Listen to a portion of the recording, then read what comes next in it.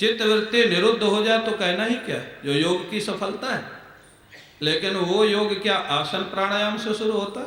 नहीं, यम नियम से शुरू होता है। सत्य, अहिंसा, ब्रह्मचर्य, अस्तेय और अपरिग्रह, ये 5 यम है। सत्य, सत्यनिष्ठ होना, ईमानदार जीवन होना। अब ध्यान करते जाना, योग में कितने लोग फिट बैठेंगे। अहिंसा, मन वाणी कर्म से अकारण किसी को दुखी नहीं करना, ये अहिंसा। अकारण, बिना आपके कुछ के कोई दुखी हो रहा है उसमें आप दोषी नहीं है, उसमें तो उसकी मानसिकता दोषी हो। जेलस के कारण दुखी हो रहा है, आप क्या कर सकते।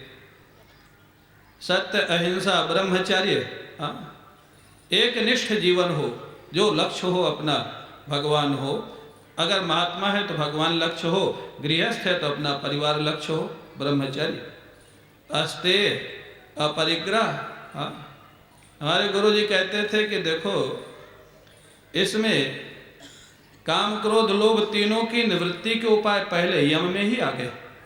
काम क्रोध लोभ, काम की निवृत्ति के लिए ब्रह्मचर्य, क्रोध की निवृत्ति के लिए अहिंसा, और महाराज जानते हो लोभ की निवृत्ति के लिए दो रखे। जानते थे कि सबसे ज़्यादा आदमी इसी के चक्कर में पड़ता है। कामनाएं भी छूट सकती है, क्रोध भी थोड़ी देर के लिए आके चला जाता है। हमेशा व्यक्ति क्रोध में रहे तो उसी का नुकसान होगा। लेकिन लोभ ऐसा है कि कितना भी मिल जाए लेकिन इसकी निवृत्ति कभी होना संभव नहीं होती। और मिले जिम प्रतिलाभ लोभ अधिकाई। तो योग में क्या कहा गया? लोभ की निवृत्ति के लिए सत्य, अहिंसा, ब्रह्मचर्य, अस्तेय और अपरिग्रह। अब इसमें 2 बात है। अस्तेय का अर्थ होता है दूसरे के हक का सामान न लेना, और अपरिग्रह का अर्थ होता है अपने हक का सामान भी जरूरत से ज़्यादा न रखना। क्यों? अब योग में ये सब फिट बैठेंगे जो आजकल योगा करते हैं।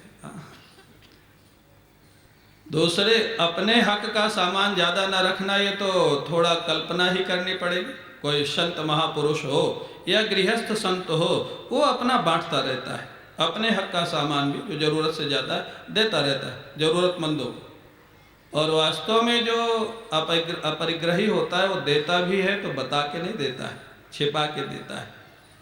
रहीमदास बहुत बांटते थे और आता रहता था, लेकिन वो जब देते थे तो नीचे को सिर झुका के देते थे। किसी ने पूछा आप इतना दान करते हैं, देते भी हैं, तो संकुचित होके क्यों देते, नीचे को सिर झुका के क्यों देते? तो उन्होंने जो जवाब दिया सुनने लायक। देनहार कोई और है जो पूर्वे दिन रैन, लोग हम ही लखी भ्रम करें ताचे नीचे नए। देने वाला कोई और है जो पीछे से भेज रहा है, मैं तो खाली बांटने वाला। उनका एक मैनेजर हूँ। और लोग हमको कहते हैं रहीम जी ने इतना दिया, रहीम जी ने इतना दिया, रहीम जी ने देने वाला दूसरा है, मेरा नाम लेते मेरे को संकोच होता है। ये वास्तव में अपरिग्रह। तो अस्तेय माने दूसरे की संपत्ति न लेना। अब आजकल तो जितना सारा झगड़ा है वो तो उसी का है। अस्तेय का है कि स्तेय का है क्या? दूसरे की संपत्ति कैसे ले ले? न्याय से मिले, अन्याय से मिले। अगर अन्याय से नहीं ले सकते हैं तो कानून बना के ले ले। कानून में संशोधन कर दें संपत्ति खींचने के लिए।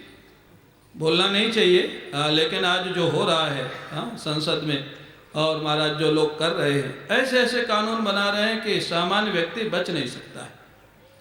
जो अच्छे मंदिर हैं जिनमें बहुत इनकम है वो सब अपने अंडर में ले लेंगे, और जो खंडहर पर हैं वो उनके तरफ किसी का ध्यान नहीं।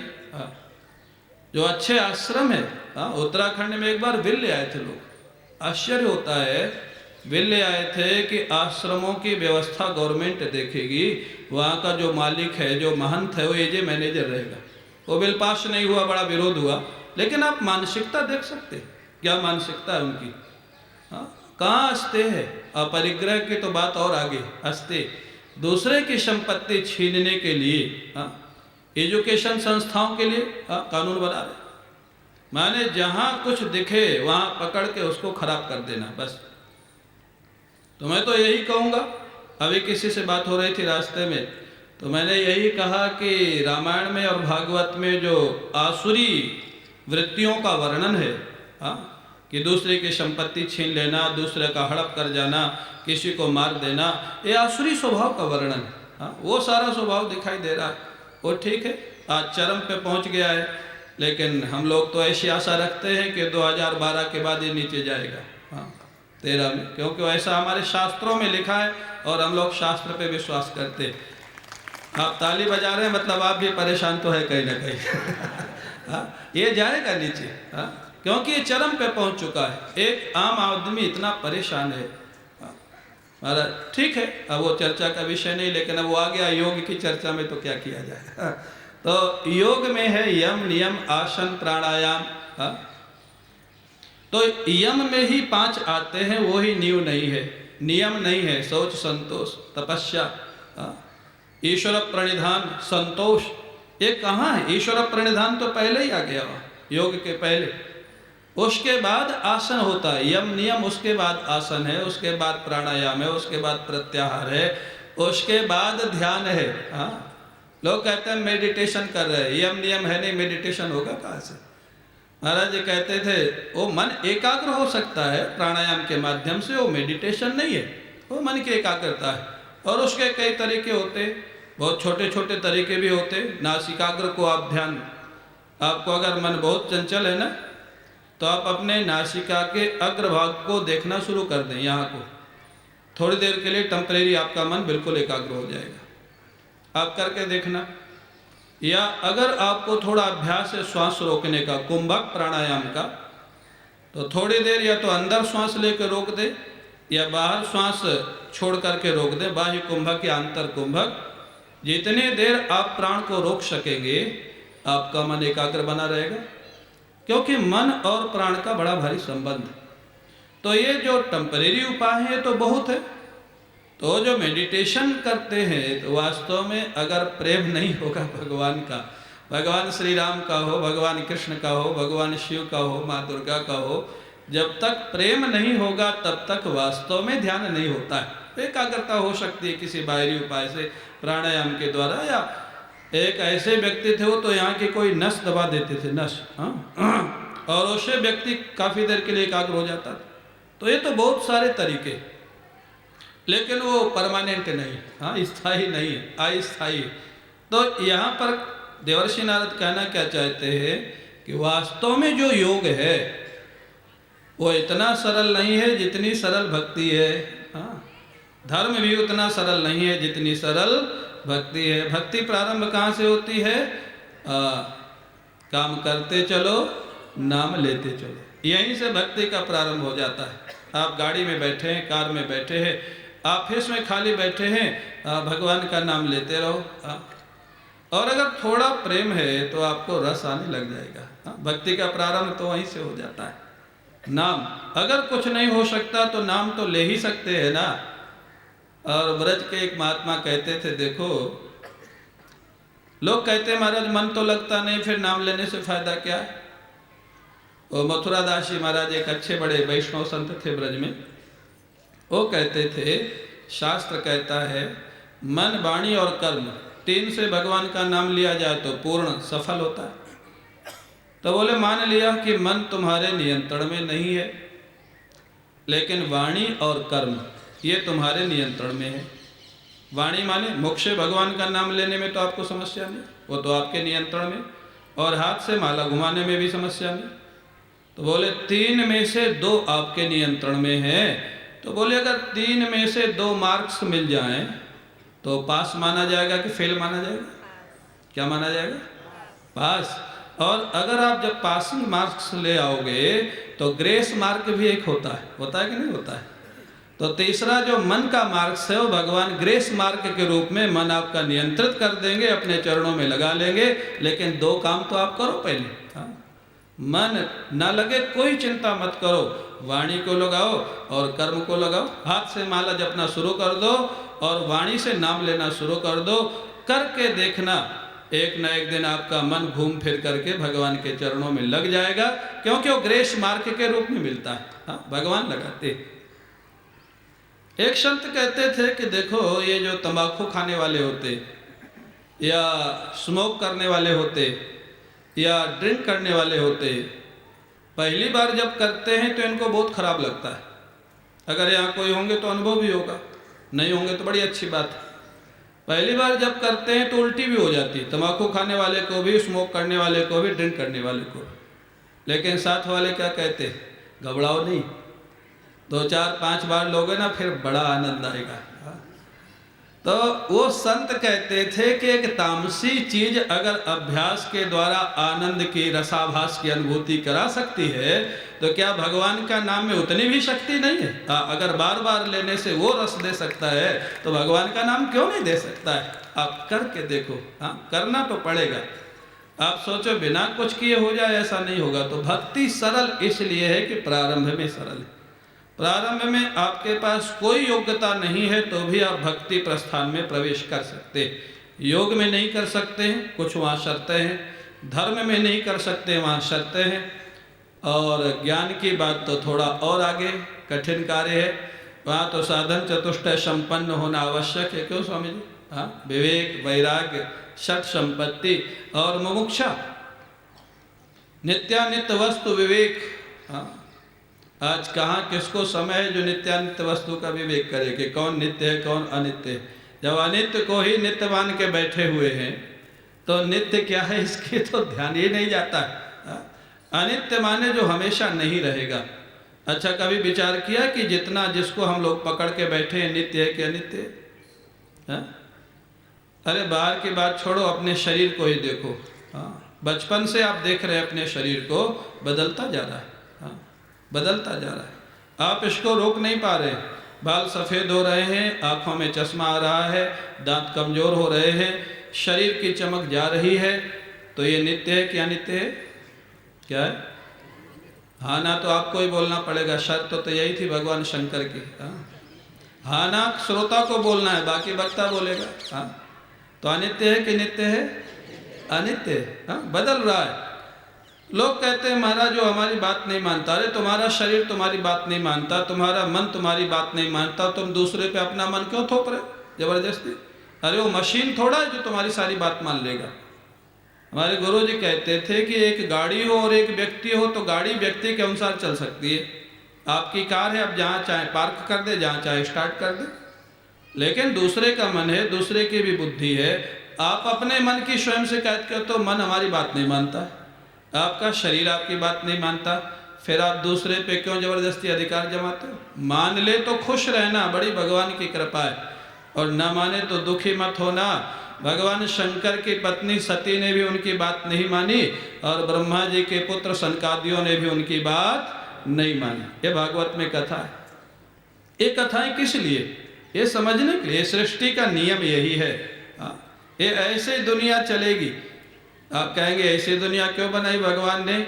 जिससे आप भगवान की भक्ति करो, इसलिए बनाई। हाँ, जिससे आपको वैराग्य हो जाए। ये दुनिया ऐसी भगवान ने जानबूझ के बनाई।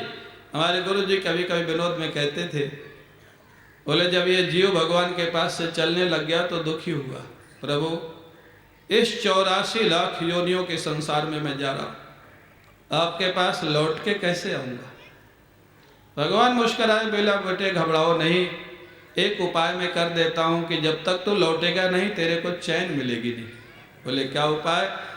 बोले तुम्हारे छठी में एक दुख की पुड़िया ऐसी डाल देता हूँ कि जब तक तू मेरे तरफ लौट के नहीं आएगा तब तक तेरे को कहीं सुख मिलने वाला नहीं है। हाँ, वो घूमता रहेगा, भटकता रहेगा। हाँ, तो कहने का अर्थ क्या है? मत ये भक्ति है। तो अपने आ जाए वेदांत। वेदांत में क्या है? नित्यानित्य वस्तु विवेक, और उसके बाद वैराग्य। हाँ, वैराग्य। वैराग्य माने जहाँ दृश्य प्रपंच के प्रति अरुचि हो जाए।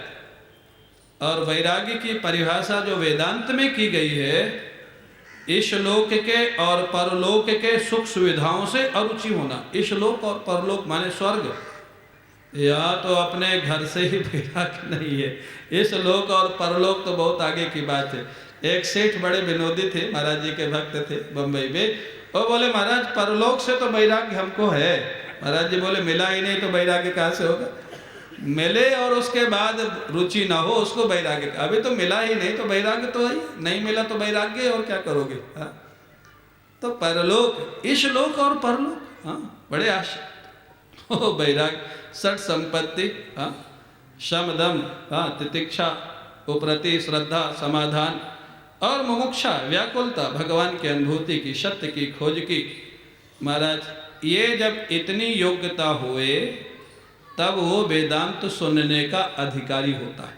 हाँ? जब इतनी नित्यानित्य वस्तु विवेक हुए, स्वर्ग और इस पृथ्वी लोक की सुख सुविधाओं से वैराग्य हुए, 6 प्रकार की संपत्ति अंतःकरण में विद्यमान हुए और अपने स्वरूप को जानने की तीव्र उत्कंठा हुए, छटपटाहट हुए। को हम कस्तम कुत आयाता, कामे जननी को में ताता। हाँ, मैं कौन हूँ, तुम कौन हो, मेरा जन्म कहाँ से हुआ है, मेरा माता पिता कौन है, मैं आया कहाँ से।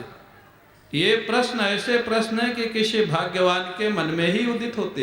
हाँ, कहाँ उदित होते, वो वेदांत का अधिकारी।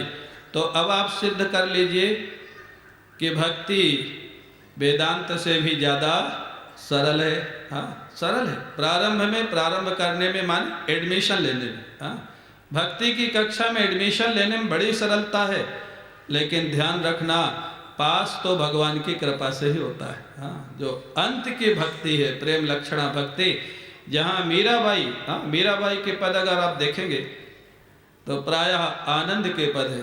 हाँ, मैं तो गिरधर हाथ विकानी, अब तो होनी होय सो होय। हाँ, क्या महाराज, एक जैसे कि न्यौछावर कर दिया जीवन। प्रायः पद उनके ऐसे, मैं तो लियो गोविंदो मोल, पद घुंघरू बांध मीरा नाची। ये सारे पद मीराबाई के, लेकिन कभी कभी वो भी निराश हो जाती थी। भगवान के वियोग की व्यथा में उनका दिल टूट जाता था। हेरी मैंने प्रेम दीवानी, मेरो दर्द न जाने को। ये भी मीरा का पद था। दर्द की मारी वन वन डोली, वैद्य मिला नहीं कोई। मीरा की प्रभु पीर मिटे जब, वैद्य संवरिया हुए। हाँ, ये भी तो मीरा का पद है। तो जो पराकाष्ठा की भक्ति है, हाँ, वो शायद मीराबाई का ही दोहा है। जो मैं ऐसा जानती, प्रीति किए दुख होए, नगर ढिढोरा पीटती, प्रीत करे जनी कोय। हाँ, तो प्रारंभ में, हाँ, प्रारंभिक भक्ति सरल है, लेकिन भक्ति की जो वास्तविक अवस्था है, जिसमें रस ही रस है, जहाँ वियोग भी रस रूप है और संयोग तो रस रूप है ही। हाँ, जहाँ गोपियों के रुदन को भी सुखदेव जी महाराज, हाँ, रस ले लेकर के कथा में बखान करते, रुरुदु सुस्वरम राजन। हाँ, जहाँ वियोग भी रस और संयोग भी रस, वो जो भक्ति है पराकाष्ठा की, वो सामान्य नहीं है, वो सरल नहीं है महाराज। लेकिन प्रारंभिक भक्ति, यहाँ देवर्षि नारद कहते हैं, भक्ति में प्रारंभ करने के लिए, हाँ, एडमिशन लेने के लिए बड़ी सरलता है। और आगे की सरलता ये है कि भक्ति में अपने से कुछ गड़बड़ हो जाए तो भगवान संभाल लेते हैं। हाँ, योग में, धर्म में और वेदांत में गुरु संभाल ले तो संभाल ले, लेकिन भगवान की उतनी जिम्मेदारी नहीं रहती। हाँ, धर्म में अगर विधि गड़बड़ हो गई, परिणाम उल्टा हो जाएगा। योग में अगर कुछ गड़बड़ हो गई, कई व्यक्ति महाराज विक्षिप्त हो जाते योग साधना करते करते। अगर बिना गुरु के मार्गदर्शन में कोई योग साधना करता, कई लोगों को देखा जाए, हाँ, विक्षिप्त हो जाते।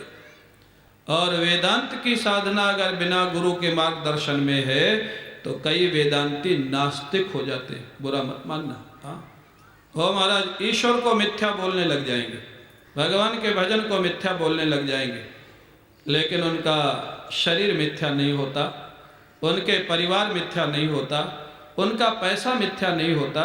हमारे गुरुजी को एक बार किसी ने कहा, यद्यपि गुरुजी हाथ में माला लेकर के बाद में प्रायः नहीं जपते थे, लेकिन किसी शिष्य को उस दिन दीक्षा दी थी, और कभी जब शिष्य का आग्रह होता था तो गुरुजी स्वयं एक माला उस मंत्र का जप के फिर वो शिष्य को माला दे देते थे।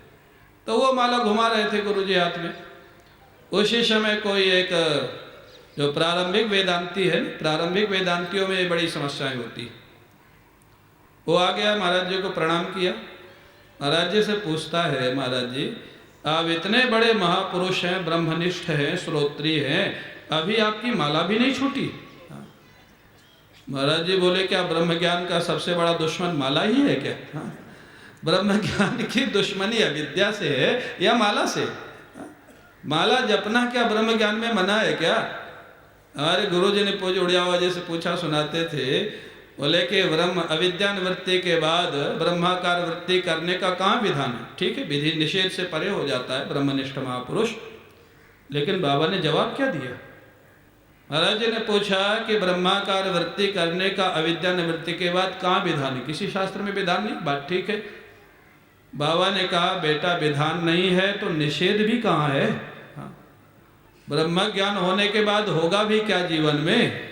जब संसार के मिथ्यात्व की अनुभूति हो जाएगी तो महाराज ब्रह्माकार वृत्ति स्वाभाविक ही रहेगी, और होगा क्या? हाँ। बाबा से एक बार एक प्रारंभिक वेदांती जो आवेश में वेदांत में रहते हैं ना, बाबा से बोले, बाबा हमको ज्ञान तो हो गया, आप क्या करें हम? बाबा बोले, बेटा विवाह कर लो, अब यही काम बाकी हो, क्या करोगे? ज्ञान होने के बाद क्या ये प्रश्न बाकी रहेगा क्या करें? जहाँ कर्तृत्व भोक्तृत्व बाधित हो गया, जहाँ कर्तापन और भोक्तापन गायब हो गया, वहाँ क्या करें ये प्रश्न अगर खड़ा है तो वास्तव में ज्ञान नहीं हुआ, ज्ञान होने का भ्रम हो गया। ज्ञान होने का भी भ्रम हो जाता है। एक बार यही एक दिल्ली के सज्जन है, और मांडूक कारिका और ब्रह्मसूत्र प्रवचन गुरु जी के पढ़ के गए, बड़े जोश में थे। गुरु जी वृंदावन में थे, मैं उस समय पढ़ता था, मैं उस समय रामायण पाठ सुना रहा था गुरु जी को। तो गए, प्रणाम किया, बोले महाराज जी हमको तो ज्ञान हो गया। महाराज जी लेटे हुए थे, उठ के बैठे, मुस्कराए, उनकी तरफ थोड़ी देर देखे तब वो घबराए कि हमने कुछ गड़बड़ तो नहीं कह दिया। महाराज जी बोले, बेटा घबराओ नहीं, अभी ज्ञान कई बार होगा। हाँ, अभी तो एक ही बार हुआ है, अभी कई बार होगा। हाँ, तो कई बार एक ज्ञान होने की भ्रांति हो जाती। हाँ, ज्ञान होने के बाद ना तो ये बात कोई कहेगा कि ज्ञान हो गया, जो ज्ञान होगा वो मिट जाएगा। अरे ज्ञान तुम्हारा स्वरूप है, अविद्या की निवृत्ति होती है, ज्ञान होता नहीं है, ज्ञान तुम्हारा स्वरूप है। और ज्ञान होने के बाद क्या करें, अगर ये प्रश्न बना हुआ है तो ये ज्ञान होने का भ्रम है।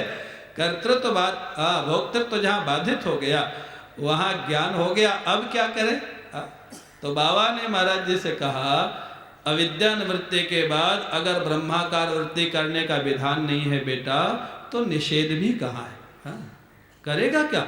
महापुरुष का जीवन और क्या होगा? सहज बैठे बैठे महाराज या तो भगवान का नाम स्मरण होगा या ब्रह्माकार वृत्ति स्वाभाविक बनी रहेगी, वही उनका जीवन होता है। तो प्रसंग पे आ जाए, देवर्षि नारद कहते हैं, अन्यस्मात् सौलभ्यम भक्तौ, भक्ति में और प्रस्थानों की अपेक्षा सुलभता है, सरलता है। हमारे आपके लिए एक रास्ता है। हाँ, कहाँ से प्रारंभ होगी? भगवान के नाम से, नाम से। और नाम भी प्रेम से लो तब तो कह नहीं क्या है। हाँ, भाव को भाव अनख आलसहु, नाम जपत मंगल दिशि दसहु। पूज्य रामकिंकर जी महाराज कहते हैं कि इसका अर्थ मत लगा लेना कि कैसे भी नाम ले लिए। पहला शब्द गोस्वामी जी ने क्या लिखा है?